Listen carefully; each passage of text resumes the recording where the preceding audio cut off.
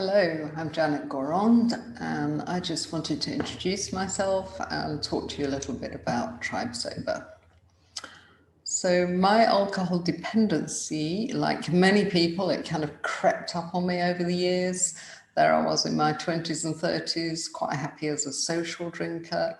And then in my 30s and 40s, it started changing a bit. It was more about self-medication by then. I was drinking to relieve stress. I was drinking to lessen my anxiety.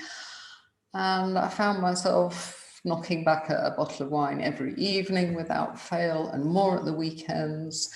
And I was well aware that the low risk limits were a mere 1.5 bottles a week. And there I was putting away that in an evening sometimes. So I was well aware that things would have to change if I wanted to protect my physical and my mental health. I'd already had breast cancer, which was a bit of a warning sign. So I decided that I was going to cut back, not give up, because, that's what would life be like without booze? I just could not imagine it. So I decided I was going to cut back, maybe to the safe limits of 1.5 bottles a week. So I started writing down my units and really being ultra careful, and I would try and I would try and I would fail and I would fail.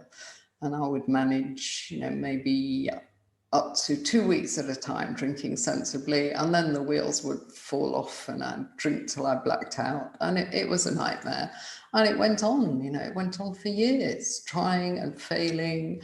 And it was exhausting, it was depressing. My self-esteem was on the floor because, I was thinking, what's wrong with me? Why can't I be like other people?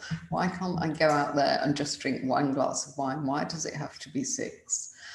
So there I was, really feeling stuck and depressed and miserable. So I resorted to Google, as one does, and I started researching. I thought, I'm going to learn more about this. There must be ways I can cope with this.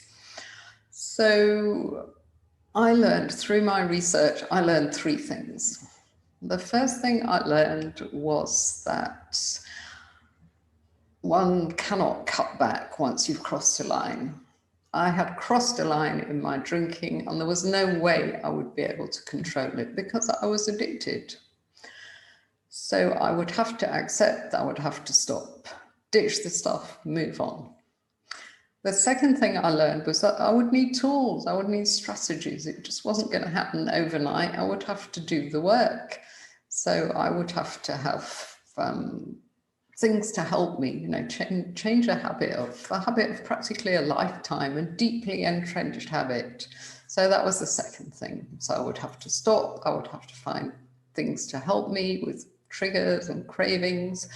And thirdly, and most importantly, I would have to find community. I couldn't do this alone, because that's where I've been going wrong. For all those years, I've been trying to cut back.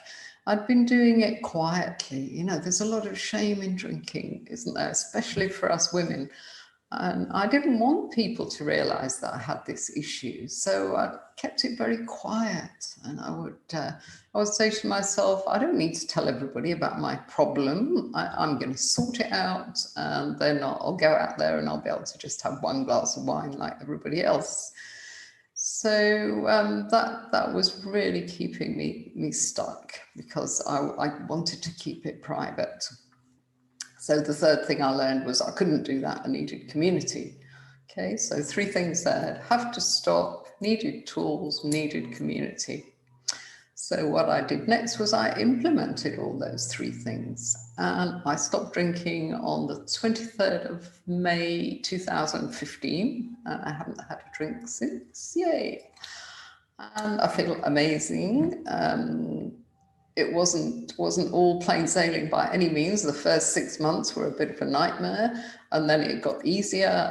But from year 2, I've been thriving in my alcohol-free life. I just feel so different. I've got so much energy, so much creativity, and I feel like I've been given a second chance at life, frankly. This is one of the best things you can do as you get older. So where was I? Yes, so there I was, sober, 2015, and one of the tools that I'd used was blogging, because I've always liked to write. So I decided that I was going to blog my journey, because I thought it would keep me accountable. If I was going to put it out there that I was giving up drinking, then how embarrassing would that be if I kind of fell off the wagon?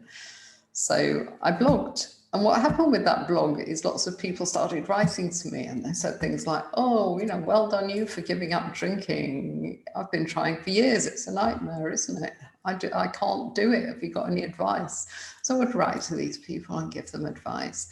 And then I thought, well, you know, I've got 25 years of experience in training and development in my corporate career. So perhaps I can design and facilitate a workshop and get groups of people, because not only could they learn stuff, but they would connect with each other, and then the community angle comes into it.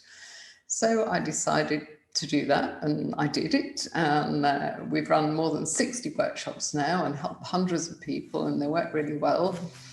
And also I was a qualified executive coach, so then I retrained as a recovery coach, and then we threw that into the mix. So my World Without Wine blog became a World Without Wine website where we offered these services, and we also offered challenges, and we did fundraisers, and it's been an awesome journey. And we also started a membership program, because people that had been on our workshops, they kind of wanted to stick around, and they wanted to meet other people that were doing this. And what was really awesome was that people who got sober by our workshops, by our challenges, they wanted to stick around and help other people. So we started building this community, and the community included lots of sober people who then became sober buddies for the newbies. So it's been very sustainable, very enjoyable. We've got an international community. I'm a Brit living here in South Africa, so we have Brits in our community. We have loads of South Africans, and we also have some Americans and people from all sorts of diverse countries, like Alaska. We had a member from Alaska join the other day. So the membership is doing really well, and it's thriving. And in March 2021, we decided to rebrand. We decided that we wanted to pay tribute really to the tribe, because our members call themselves the tribe. So we decided to rebrand as Tribe Sober. And if you'd like to join that tribe, then it's just a matter of paying a very affordable monthly subscription that brings you into our world. You meet everybody, we chat every day on WhatsApp, and we also have a Zoom cafe every Saturday afternoon where we have a speaker. Everybody checks in how they're doing. You know, everybody supports each other and keeps each other on track. So it's great fun, and if you want to give up drinking, then this is the place to be. So just go to our website, 𝐷rivesober.com. And don't hesitate to email me if you want to ask any questions. And I look forward to welcoming you in our tribe very soon. Bye.